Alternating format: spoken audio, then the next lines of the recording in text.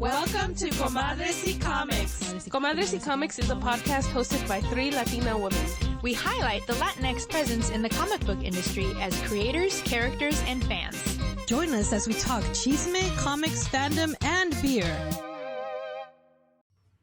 Hello and welcome back to a new episode of Comadres y Comics. This is episode... Let me start that again. Sorry. Hello and welcome to a new episode of Comadres y Comics. This is episode number 274. We're your hosts. I'm Sarah. I'm Kristen. And I'm Jen. Welcome back, ladies. Hi. Yay. Yes, we're back and better than ever. No, I just Against my will, it's February. Which, but Happy Black History Month. This is not to deny that. Happy Black History Month. Celebrate your closest Black acquaintance by giving them everything, all your worldly possessions. You know, reparations. I like that. Oh my god. That's funny.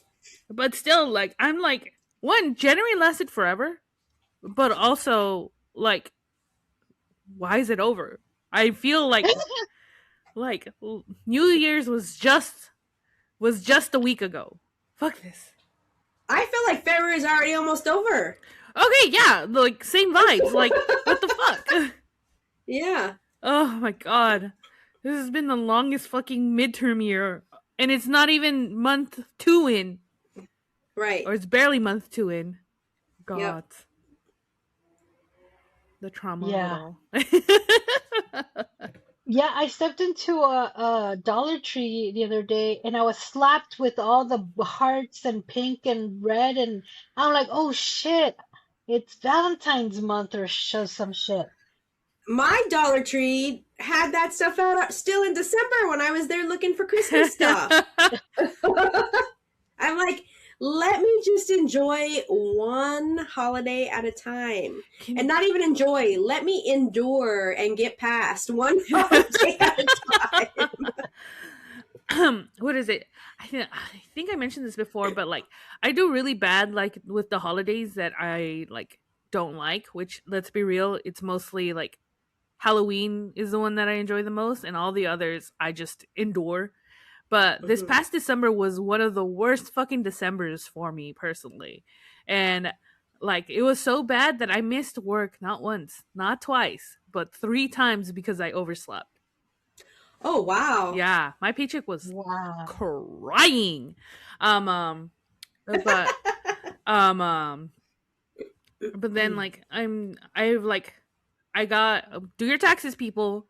Like, I got my tax return back, and like all of my like, because I missed a couple payments, because like the fact that it from December, and then like I barely fixed my financial situation right now because of my taxes that I got them back.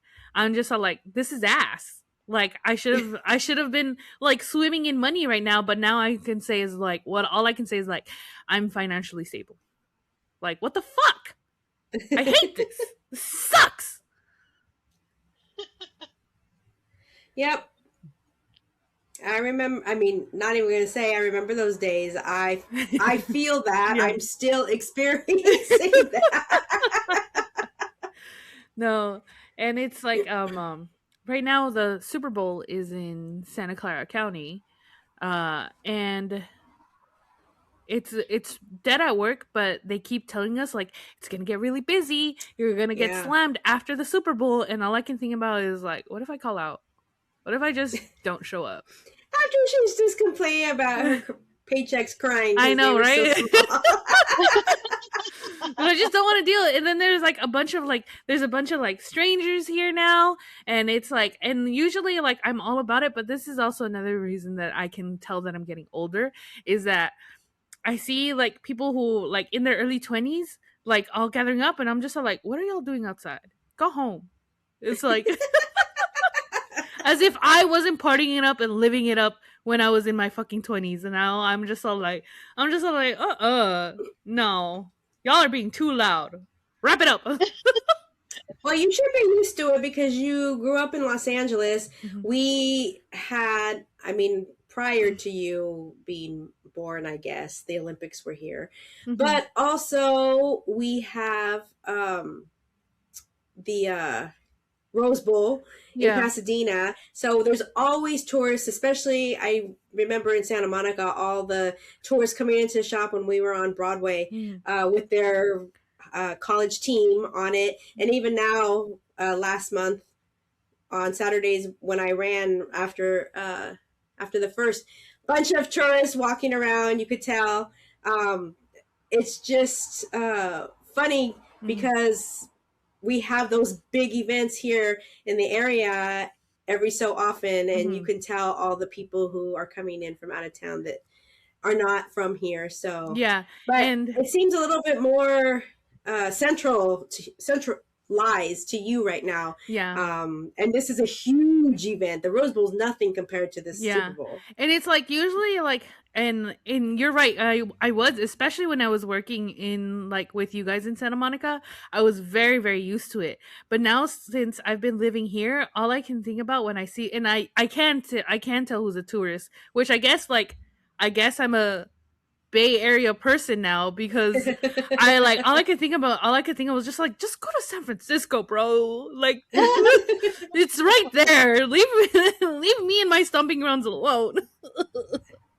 Oh man, that's terrible. Yeah, I'm just all like, just go to San Francisco. You are clogging up my traffic, my commute right now. That's funny. So the Super Bowl's happening in your side of the neck of the woods, Jen. Mm-hmm. Does that mean you're gonna be able to hear Bad Bunny from? Here's the thing. I work that Sunday, so yeah, and I'm gonna be working like from 10 to 6. But I really want to call out. I really like, because I will be. I know how to get to Levi Stadium. I know it does kind of remind me of like sneaking out to like the shrine and stuff like that when shit was happening in there, and like sneaking in. I don't know if I could sneak in, but I could be nearby. I could hear it. You used to sneak into the shrine? Yeah. This was before they upped their security. Wow. I went to the shrine once for a concert, and we were up on the upper level, and the entire time I'm trying to enjoy the concert, and it was The Cure. I was trying to enjoy the concert, and I felt like the whole entire second floor was just going to fall down because the whole thing was shaking the whole entire time. Yeah. Yeah. I was so nervous. I don't know if they've improved it since then, because I haven't done that in a very long. But you used to be able to sneak into the shrine because their security was lax. And sometimes, I'm not saying it happened often, but there was enough times where you could, an employee or something would leave a door crack because they were taking a smoke. So you just kind of had to be very quick and discreet. And once you're in the crowd, there's no finding you. There's no finding me. There's no finding me and my party of idiots. Good times. I went to the shrine for the Comic Cons that they had. Oh yeah. And that's where I got to talk not to Gary Oldman when he was promoting that Danger Will Robinson, Lost in Space, the movie. Oh, okay. Yeah. I don't remember when I fell in love with Gary Oldman, but I remember always loving him. He was always been my favorite actor. Nice. Yeah. Cool. Yeah. It was great. It was awesome. I still remember how beautiful his blue eyes were. Or are. I say were because like it was back then, but no. He's still alive, guys. He's still alive. All right, guys, now it's time for Chisme de la Semana. And Kristen, you have some good ass chisme. This is some good chisme in a really bad way. So, that's the best kind. The other day, a customer came into the shop. Actually, an ex-employee came into the shop, who's now a customer. Is like, did you hear about Declan Shelby? I'm like, no. And I recognized the name as an artist, and they said, yes. So Declan, who is an Irish born and stationed artist, came under fire on social media for allegedly donating hundreds of, I don't know what the Irish money is, but hundreds of it to a 2025 fundraiser for anti-trans activist Graham Linehan via the UK-based nonprofit Free Speech Union. Yes. So there's been a watchdog group that basically got through the security of this Free Speech Union group and released the donor list out into public. And then something happened legally where they had to take it down, and I don't know, but in the meantime, people got a hold of it and saw that this name was on there. And first of all, it's a very unique name. I don't know how many Declan Shelbys are in Ireland, but people started asking questions. And it turns out that Ramon Villalobos, another comic creator, called him out on social media and basically was like, this thing is kind of sketchy, and I'm wondering if it's true. So basically he says, damn, Declan Shelby possibly donating $400 to the human goblin Glinner would be nasty work. I suppose it's none of my business other than the fact that I support trans people, and Glinner's entire existence is to do the exact opposite. So donating a single cent to him would be disgusting, in my opinion. So that's what Ramon Villalobos said. So basically what happened is people started doing a deep dive, and they started seeing that Declan actually, because they're like, like I said, how many Declan Shelbys are there? There could be possibly other people in the world named that. Who knows? But when people started doing deep dives, they found out that he actually was following that group and that person on X, Twitter. So that was enough evidence for people to be like, yep, it was him. He donated money. Fuck that guy. So, yeah. So Comics Beat reached out to Shelby. He never responded to their request for comment. And the FSU, what I say that it was called? Fresh, excuse me, Free Speech Union has temporarily disabled their website. So we're saying it's Cheeseman because there's been no substantiated proof, but there's enough proof for the internet to cancel this guy now. So honestly, like, I just don't even know. I guess also someone else came and said, yeah, other people are coming out in his defense saying, well, he just really supports free speech, and that's where his money, and everyone in response to that was like, come on, no, that's stop licking the boot. That's a half-ass excuse, and you should know better to where your money is going. So that is my Chisme de la Semana. So if you're a Declan Shelby fan, comic fandoms have been getting hit left and right this last year. Wow. Tragic. I mean, seriously, you can't hide from this kind of stuff. It's crazy. Yep. Everything comes to light. Like, I don't think people understand just, like, anything you do on the internet is traceable and trackable. Unless you for sure have, like, devious hacker skills. And, like, you've got your VPN, you're, like fucking, like, diffuser or whatever that throws your location in your, like, whatchamacallit, your, I forget what the name of it is. Incognito mode. I'm just kidding. Not even incognito mode can save you. So, if you did it online, someone knows about it. Oh no. My sordid histories. That's why I didn't create an account until I was 17. Oh my god, if the internet was around when I was in my teens, good lord. Yep. Or iPhones. Oh my my god. god.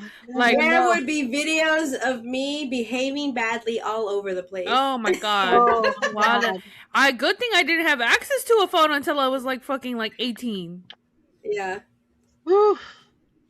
Oh, I just shudder at the thought. The stories these eyes could tell.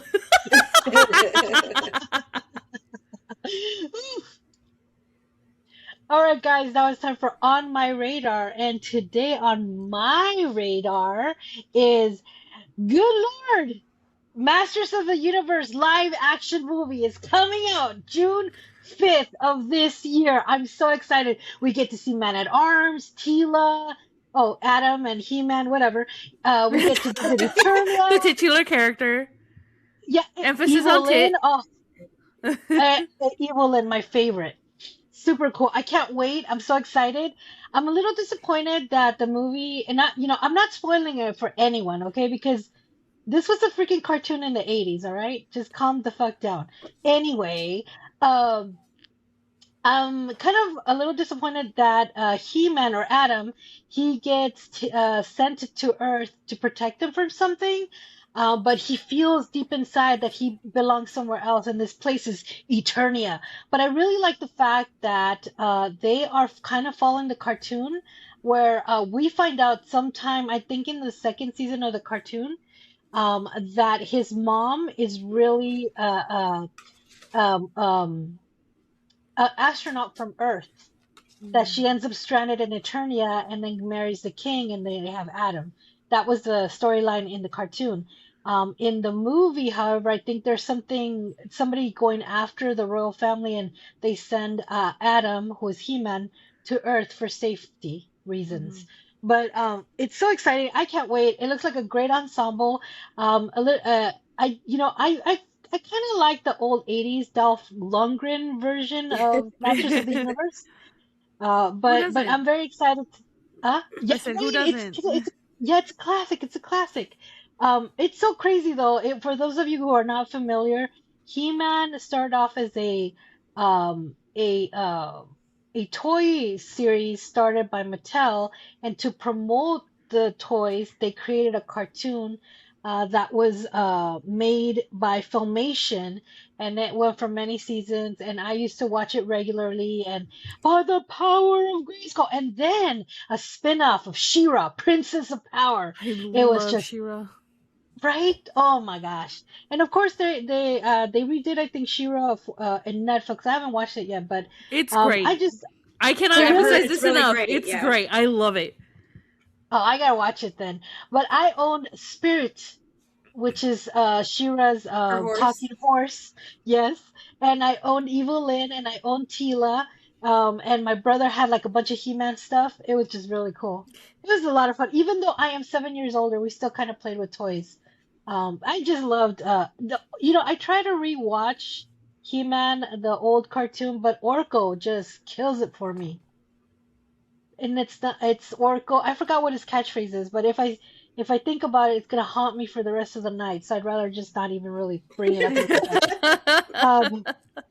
So the film's being released by Amazon MGM Studios and internationally by Sony Pictures. So that's what's on my radar. I can't wait. It looks amazing, and I just think it's time. And I heard that Jared Leto is Skeletor, so I'm kind of interested to see what happens. LMAO. Yeah. Yeah. Oh my god. Well, he's very skeleton-y. I thought he was canceled too. But I mean, under all that makeup, I mean, I guess it's Jared Leto. I don't know. But who's the director? We'll see. I do not remember. I should have. We'll figure it out. I should have looked that up. But anyway, that's on my radar. Well, I have no interest whatsoever in He-Man, but everybody who came into the shop the day that trailer was dropped was so giddy and excited about it, and was like, it looks so cool and it looks so funny and blah blah blah. And I'm like, oh, okay, good job. I think I've seen a couple of episodes of He-Man, and I've never seen any She-Ra. I've never seen any of the new one, so it's like completely off of my radar. Mm-hmm. But there are a lot of fans that are super excited about it, as you can see today from Sarah's excitement for it. So perhaps I will go and see it just so that I have something to talk about with the other fans in the shop. Yeah.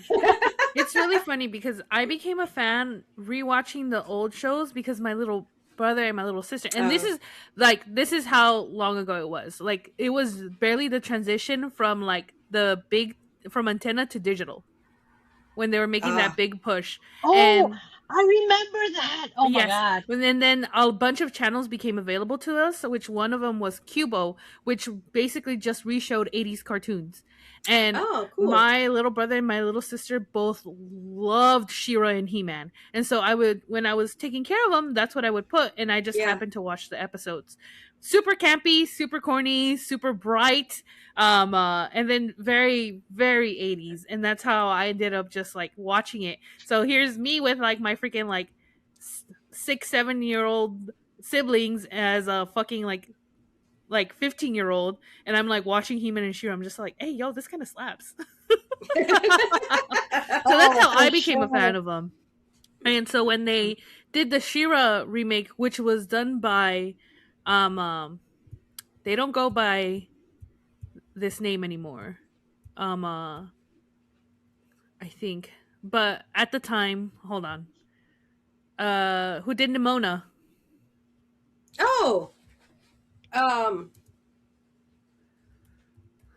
Trying to picture the is it Kate something? No. I just don't want to dead name them, but you can still sure. But if it is Noelle Stevenson, basically. Oh yes, okay. But I'm unsure whether they changed their name or if it was something, or if it was somebody else. But Noelle Stevenson, Nimona, they're the one who did the rerun. Who directed? Yeah, they were the writer. For She-Ra, and it was great, amazing, wonderful, everything I had ever wanted it to be that I did not know it needed it to be. So, highly recommend. Awesome. I have to check it out, definitely. But that's not all, guys. Kristen, what is on your radar? Well, on my radar this week is a comic book by Cullen Bunn, and as you all probably have tired of hearing me tell this story, I will never tire of telling it.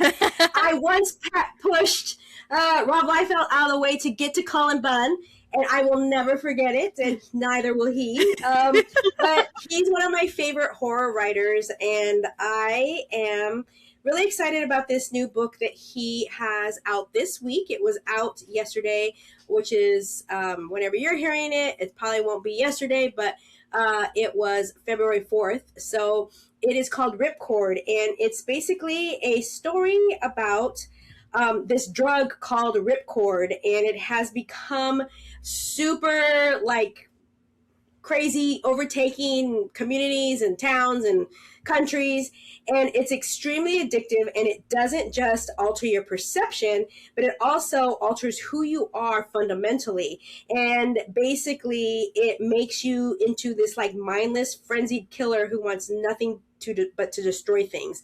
And our main character's name is Dylan, and it is a girl who is looking for her sister, who unfortunately has fallen victim to RIPCORD. And to top it off, this is all happening in the Australian outback. Ooh. So she is literally walking through the desert looking for her sister, and of course she comes across some undesirables who are RIPCORD fiends, and we learned that she can pretty much take care of herself. And in this first issue, we do get some backstory about Dylan, about why she can take care of herself, what her history is, and what her experiences are.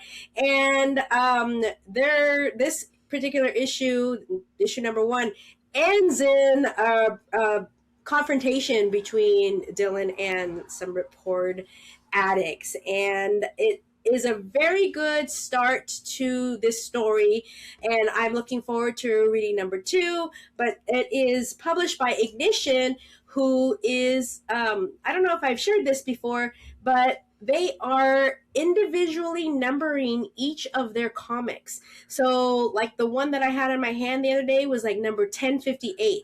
And they're doing that to kind of stop speculators from going in and just buying all the books, because each of the books now have their individual worth and value, is what they're trying to basically do and say. So I don't know if it's going to work. I don't know how the secondary market's going to work for Ignition books, but it is something interesting if you're a collector, if you want to start going out buying Ignition books looking for that number 1. So this is RIPCORD number 1 that came out this week, and it should still be in your LCS's, on your LCS's shelves. And if not, I think it was still available as of this week. So definitely check it out if you're a Cullen Bunn fan, and support this small publisher, Ignition Press. Awesome. All right, guys, now it's time for our book review. What are we reviewing today?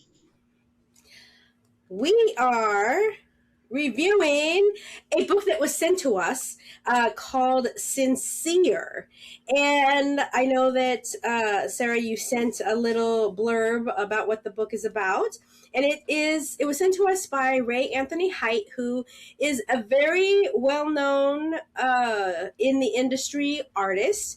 And his wife, actually, is the creator of What the Fuck Mama that I've shared before on the show.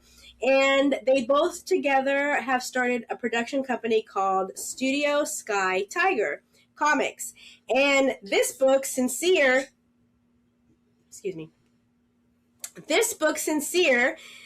says when Jonathan Jackson is put on trial as a dangerous meta criminal, chaos erupts as Sincere and his anarchist gang storm the courthouse, launching a citywide revolution. As heroes Midnight Tiger and Lightning Strike race to stop them, explosive battles and sharp social commentary collide in a high-stakes fight for justice. With powers unleashed and the system on trial, the fate of the city and the meaning of heroism hangs in the balance. So, how long ago has it been that we read Lightning Strike? It's been a really long time, right? Oh, yeah, a long time. Yeah, and since then, I think we've interviewed Marcus Newsom, was the creator, writer, and artist of Lightning Strike. We've seen him at conventions. We've done little blurb interviews at the conventions. I mean, it's been a while. And since then, he's been awarded an award from the city of Compton as well, which I thought was really, really Yeah, cool. with Ray. I believe Ray was there too. I think so, yeah, I think so.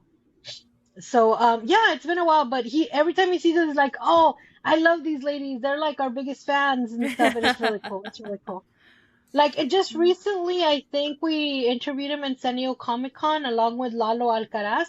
And before that, we ran into his kids at the booth, I think at LA Comic-Con. Oh, yeah. Yeah, and they were like just really promoting the book. I thought it was really cool.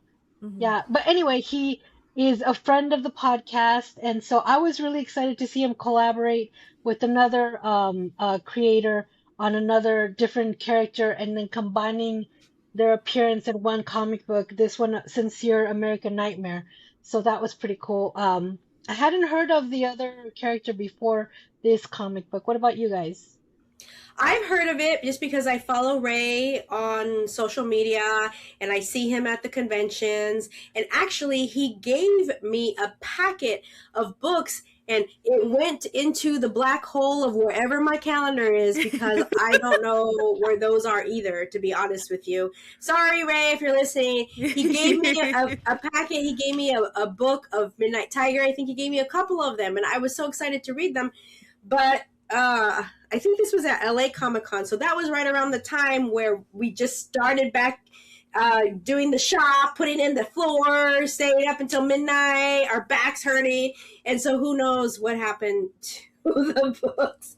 I'll find them eventually, and I'm sure I'll find that calendar too in December 2026. But so I had heard of Midnight Tiger, but I hadn't read anything the way we've read about Lightning Strike. And I remember when we read Lightning Strike, Sarah, really resonated with you because it took place in Compton, and you really recognized a lot of the backdrops and the places that the story was happening. And this story had one scene, one panel where it was the Compton courthouse. Yeah. Yes. And I actually had been there once. They called me to do jury duty, and it was in Compton. And because at the time, the type of work that I used to do, I worked with girls involved in the juvenile justice system. And before I even got the sentence out of my mouth, they told me I was excused. Oh my god! Look, I'll hand it to like Compton. Like anyone who's from SoCal and like knows about Compton, you know how that downtown Compton looks like. It's such an iconic, like the courthouse, the big art sculpture that's right there in the middle, the city hall. It's so iconic to me that immediately, like, I didn't even need to read where it was taking place. I immediately saw it and I was just like, oh, that's Compton. So. Right. Really, really cool. Great use of distinctive architecture for setting the place. And I guess more people know how it looks like now because of Kendrick Lamar filming Not Like Us. Yeah. Right, like not right only, there. Mm-hmm. Not only that, during the halftime show where Dr. Dre and Snoop Dogg were performing, they had the structures there as well. And even the Tams and then the big giant donut off of Alameda. And yeah. It's so funny. I've been to that Tams. When I saw it, I was just like, oh, I miss it. Tams sounds good right now. God, I remember I used to go and I would ask for like extra like onions, and they would put like a whole like sliced like all the rings of onion. I'd be like, yeah, this is exactly what I wanted. That kind of burger, like there's nothing that hits like that kind of burger from those kind of hamburger stands. Mm-hmm. So good. And the meat patty itself is like you could probably see through it, but it's so good. So tasty. I miss it. And the two places here near me that used to be like that, Dino's and Fantastic Cafe, both closed down. No. So now I have nowhere to go. I have to drive a ways. I mean, there's places, but not close. Mm-hmm. Right, yeah. But immediately the very first page of the story is open up in Compton at the courthouse, and I'm like, oh shit, I'm gonna really enjoy the fuck out of this comic, and so I did. I really did. I really like Marcus's style of art. It's really just a stylized art. It's really when you see it, you know it's him, and I really love that. He has particular dimensions on how he draws his characters, but also kind of a little bit of the street art and kind of the graffiti art in the background. That's really like it's really a staple of his style of art, which I really, really enjoyed. I get introduced to the bad guy, which is Jonathan Jackson, who's Jumpman, and they call him Jumpman because he can teleport, but he can not only teleport, but he can take you with him. So like if I grab a hold of Jen and I teleport, I could take her with me, or as many people in the area, I could teleport them out or in or whatever, or through. I don't know. How does that work? But then we have Sincere, and the cool thing about his name is like sin is kind of emboldened, so it's Sincere. So and his superpower, I think, is he doesn't tell a lie. But isn't that a matter of perspective? I don't know. I really think that's a kind of an interesting. We're getting into very Faye-esque rules of like, can you do like, is a lie by omission still a lie? I don't know. Yeah, exactly. And also, we are in a world where obviously Compton is real world. I live in it. It exists. It's on TV and stuff. But in this world, there's super criminals and of course superheroes. And then we get introduced to just slightly introduction. It's called the overseers. It seems like they're kind of like a remnants of like the Justice League or the Avengers, but they're called the Overseers, and they recruit Lightning Strike and the other fellow because Jumpman was broken out of the courtroom by Sincere and with other henchmen coming along, and I thought that was really interesting. Um, I got there was a lot of like commentary, like just about government and trying to change the world by marching, by petitioning, by voting, and how these criminals, quote unquote, tried that route and they didn't change anything, and then they now are resorting to be, I guess, super criminals or so. But in a sense, you kind of like the lines are kind of a little blurred because there are certain topics that could even kind of sway you to say, are they really the bad guys? Like, I know I'm kind of on the fence on that. It's a little um, and I think that's what I liked about this book is that the lines aren't clearly drawn, sort of like Godhood comics, what the antagonists where they're like the bad guys, quote unquote, um, but they're really not. Like it's sort of like in the same kind of perspective, I would say. What did you guys think? So, I don't know if either of you have seen One Battle After Another. Yes. I've heard of it. Okay, so I walked out of that movie wanting to fucking burn the world down. And that is kind of how I felt after reading this book. I completely, and it does come from my perspective of working with gang-involved youth and hearing their stories and hearing the way that they've just been handed one shitty plate of experience and situation after another and still be expected to keep up with everyone else who has privilege and access and you know, fucking books that books period in their schools. And so I get what you're saying, Sarah. Like, are they really the bad guys? Like, obviously they're killing people and they are kidnapping people and all this kind of stuff. But Sincere's Sincere's speech where he's literally quoting the Declaration of Independence. That right there. Yeah, and talking, like you said, about, hey, there was a quote that Sincere said that was like, this country was not built on whatever. It was built on slavery, and I can't remember what else he said. But it was just so, like, it elicited so much anger from me, and you can tell that there is anger from the writer. Yeah. Yes, absolutely. These are things that he has experienced personally, or that people he knows has experienced personally, and he's fucking fed up. And that's what I felt coming through the speech, through the character, through the story. And I get it. Like, do I advocate running through the streets and killing people? No, but do I think that it calls attention and might get things done? Maybe. I don't know. Yeah. And like I said, my experience is working with girls involved with gangs, and having heard their stories and knowing that they were stuck in those situations, like, I can understand how that anger boils up and you feel like there's nowhere left to turn. And you see that, and they even mentioned it in the story. You see that when things like Rodney King happened and they burned down their own neighborhoods.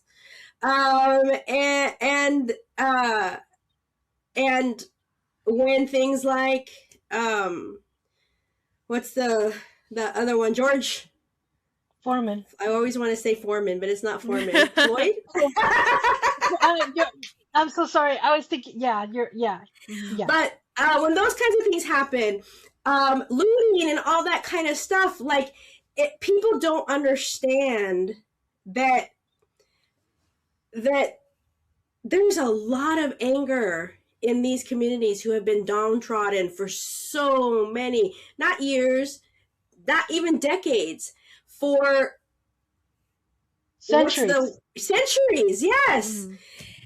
And so I really am looking forward to seeing more of this story, because exactly what was said in the little excerpt is that there's a lot of social commentary here that always gets, for lack of a better word, whitewashed out of mainstream comics.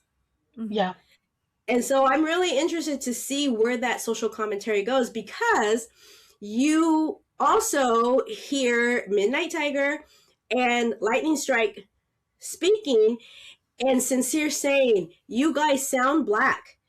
You know that they are just having you do their dirty work. Yep.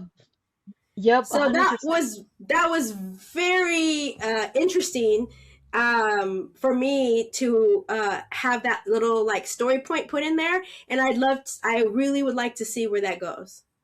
Oh yeah, absolutely. I mean, I think he was like, you guys are just sleepwalking. Like the like, I get it. Like, Sincere looks like a thug or whatever, but he made some really educated points in the story, and I was just like, you really, this character is like fully on multidimensional, and you can feel all that anger and passion, and like, like even the belief within himself. I thought that was really amazing. And I actually, I'm glad that you brought up that there was a quote that he was saying that he said, I'm not gonna hope it gets better, I'm gonna make sure it gets better. Like, right. This whole passionate oratory kind of speech was like mind-blowing. And this was just the first issue. And he references the president. He says, you were about to put my homie, my little bro, in prison forever as an adult, because he was, I think, 17, and they were trying him as an adult. And that's like a whole thing about how most like young black youth are tried as adults, but the same thing for because of the whole super predator thing that was put upon them. So and he says, yet you hired a multi-felon, not hired, you elected a multi-felon fucking twice, and you expect different from us. So it was a whole bunch of, like I said, little tidbits of social commentary put in to the story that I am really resonated with me and really made me want to see how the story evolves. Oh, absolutely. The thing he said was, you're not woke, you're sleepwalking through the matrix. And I was like, damn, that slaps. That was like, whoa. What did you think, Jen? I got a little bit confused while I was reading it. The artwork was amazing. There was just like I wasn't sure who was like the leader of the gang. As a matter of fact, I completely misread it, because I vaguely remembered lightning strikes, but as I was reading it, I was just like, we're supposed to be cheering, like we're supposed to be for like Sincere and his gang, right? And so like I was just like I don't know what, like I was just like I'm rooting for them. So all the stuff that was happening, I'm just like, no, yeah, that makes sense. So, or maybe I didn't misread the situation. Because to me, it's very obvious that the terrorist group wasn't like, yeah, they were doing like horrible things, but it was also like it made sense to me. And it's just one of those things where I'm not saying that peaceful protest doesn't work, because it does. But it only works if the other alternative is violence. And I think that's a lot of thing that people forget. That if you push somebody enough in the whole like cornered animal thing, they're going to bite. And so you cannot have it just reminds me of how people always like are always saying like, oh, be like what would like Dr. King thing, or was like Martin Luther King was like a peaceful protest. Yeah, because on the other side was Malcolm X and the Black Panther Party. That's like and it's also important to acknowledge, yes, he was a peaceful protester, but it was still violent. Because of the white people coming and creating those violent situations and literally beating the peaceful protesters. There was still violence, and people forget that. And like, here's the thing: is like, and it's one of the things that irritates me about like. I guess people who are always just like protest peacefully. You want me to get beat to death peacefully? I won't. Like I absolutely will not. Like, you got me fucked up if you think that I won't retaliate. Because what do you expect? You expect me to take a punch in the jaw? You expect me to die to take a bullet peacefully? I won't. I'll make sure that that it's going to be, if you're going to use state violence against me, then I will make sure that state violence goes right back fucking at you. And so I got it. Like I'm getting angry just thinking about it, especially since right now there's like a bunch of protests. I have like so much rage right now. It takes so little to trigger me at work.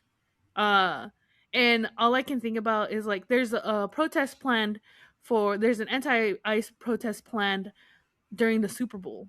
There is ICE agents all over fucking San Jose, and they're actively terrorizing Blossom Hill and East San Jose right now, and I get so angry thinking about it.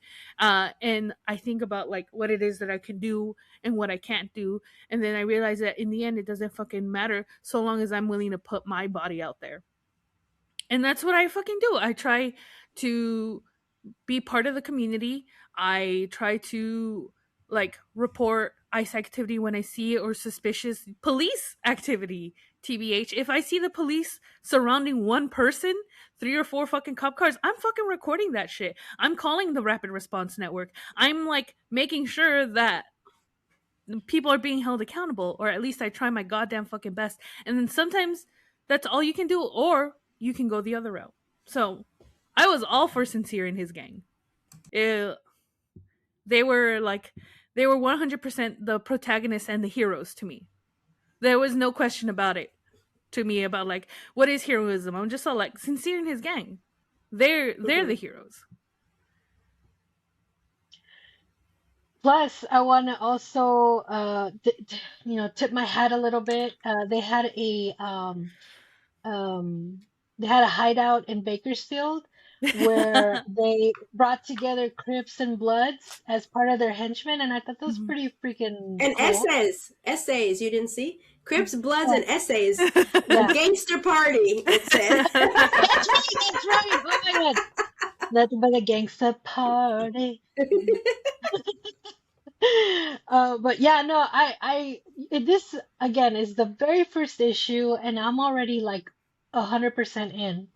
Like, I can't wait to see the rest of the story. It's gonna be very exciting for me. I can't wait how the story develops, and I don't know. I'm feeling that that Lightning Strike and Midnight Tiger. Did I say that right? Yeah. Maybe, I don't know, swayed. I don't know. Like, I can't wait to read what happens. Definitely. Did you guys want to say anything else before we rate the book? Yes, because you know that I'm never going to let grammatical errors pass. There were multiple grammatical errors, words left out, misspellings. And when I say multiple, I'm going to say there were, I can remember like 5 or 6. And I don't know if this is, and I'm going to say this just based on my experience when we reviewed Henry's, and I brought this up, and he was like, it was just a reader copy. I'm like, I'm sorry, I didn't know. So I don't know if this is just a reader copy, if it hasn't gone through editing or what. But there was some of those types of errors, and it really takes me out of the story. I hate it, and I get annoyed, and I actually got up from my computer and walked away because I was mad. I mean, I wonder how much of it was like intentional, like the spelling of like AAVE or something like that, or because I was able to like pretty much kind of ignore most. No, it wasn't really misspellings. Like there were some that were colloquialisms that I completely got, but there were also things like your instead of you apostrophe your yeah. And there were words being left out. In the first couple of pages, there was a panel where there was 2 word bubbles. The same person was speaking, and the district attorney was speaking, and he left out a couple of words. And then at the end, there was some misspellings where they misspelled. I don't know what it was, but it was the font was big and like supposed to be like very catching, attention grabbing and stuff, and 2 of the words were misspelled, and so I was very annoyed by that. And I have to bring it up because I don't know if this again is a reader copy, so I want to say if it is, then obviously it's going to get fixed in post. But I listened to an interview that Ray, shout out also to Ray Anthony. He is starting a new YouTube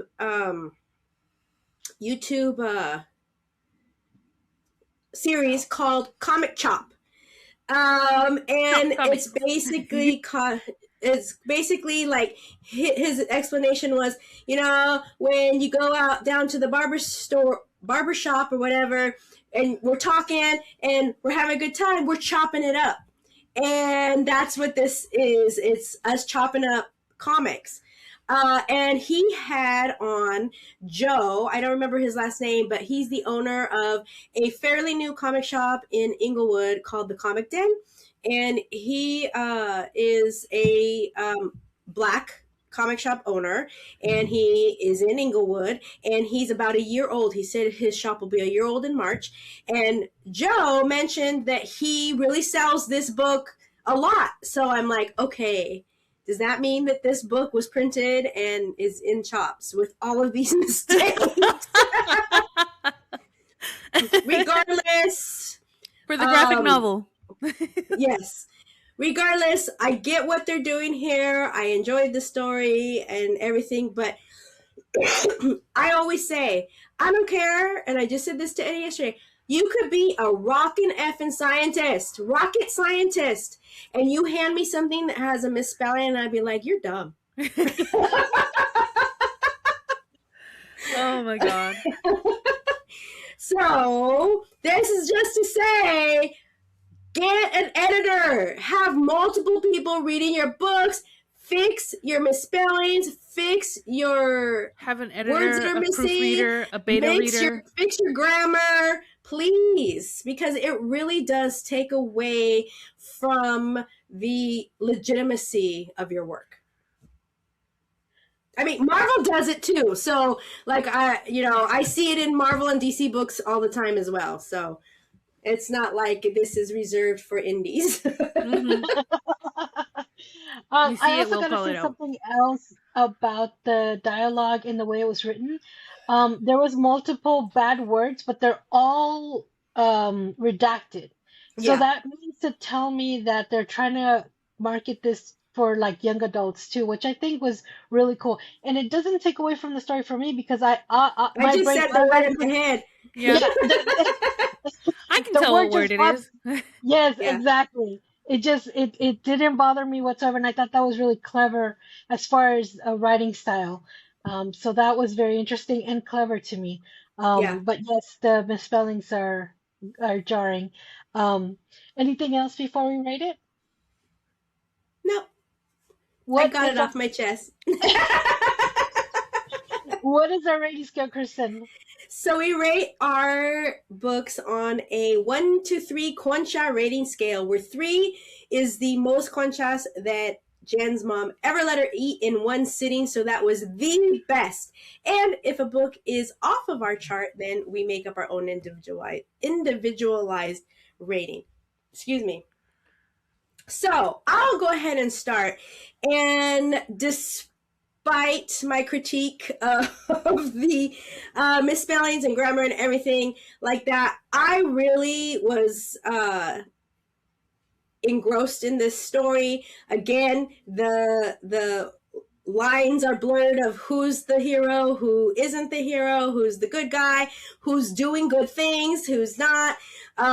It really did not pull punches when it came to calling out the way that society has really treated young Black men throughout, again, centuries of our history here in America. And it didn't pull punches calling out our current administration. So for all of those things, I am giving it 3 conchas and a cup of champurrado. I also give it tres conchas and a cup of champurrado. Again, I can't wait to read the rest of the story. I think it's gonna be really like totally different. It's gonna be eye-opening, and I'm like Jen said, we're kind of rooting for Sincere, which is kind of an anti-hero villain slash activist. I don't know, but I'm very excited I to see mean, more of that. it's definitely worth it to say that they did kill people. Yes, But did they deserve it? I don't know. I don't know. No And sé. here's the funny thing is that I think we all of us agree is that like justice isn't being served. Like there isn't Yeah. there is such a lack of faith right now in the way the law and the judiciary, like anything that has to do with like judges and law and prison time, like we know that it's not fair. We know that their justice isn't being served. If anything, all the freaking cases that are from before, like DNA, that are getting overturned even still Mm-hmm. now, Mm-hmm. we know that it has never been in favor of us or of them. It's always the law is there to support white supremacy. And so like it was never of like are they breaking the law? No, it's like they absolutely are breaking the law because the law is against them. And as 3 Latinas reading this book and having this reaction and this commentary of what we read, I really wonder what maybe a white man or a white woman would think reading this book. True. That's I mean, interesting. because our experiences and our lived experiences are different. Yeah. And I really think that it is a book that they need to read. Yeah. Yeah. Maybe perhaps we're not the target audience, but I mean, I definitely like I see it and I like understand it Yeah. to some extent. Mhm. So it would be it's one of those things where I'm just like, if you use your 2 fucking brain cells and rub them together to create a thought, you'd be able to see that they have a point. Yes. Did you give your rating? I'm so sorry. I must have Oh, glazed me? over it. No, I Yeah. haven't given. I'm gonna give. I'm gonna give it 2 conchas. Because I really enjoyed the art. I enjoyed how vibrant it was. I really enjoyed the dialogue that was happening about it, but I did have to read it twice. Because at one point I was just like, wait, who's who again? That would be my critique, is that I would love some kind of intro like that really like introduces each and every like character that we're following, because at some point I think I confused Jumpman with one of the other heroes, and I was just like, wait, they're not wearing the same outfit. They're different.